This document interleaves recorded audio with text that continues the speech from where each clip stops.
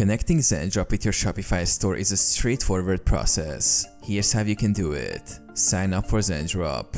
Visit the Zendrop website and create an account if you haven't already. Log into Shopify. Log into your Shopify store admin panel using your credentials. Access Shopify App Store. In the Shopify admin panel, navigate to the Apps section on the left-hand menu. Click on the Shopify App Store button. Search for Zendrop. In the Shopify App Store, use the search bar to look for Zendrop. Once you find it, click on the Zendrop app and then click the Add App button. Install Zendrop app. Follow the prompts to install the Zendrop app on your Shopify store. You will be asked to authorize the connection between Zendrop and Shopify. Click Install app to proceed. Authorize Zendrop. After installation, you will be redirected to the Zendrop website to complete the setup.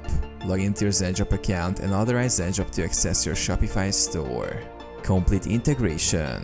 Once authorized, Zendrop will sync with your Shopify store.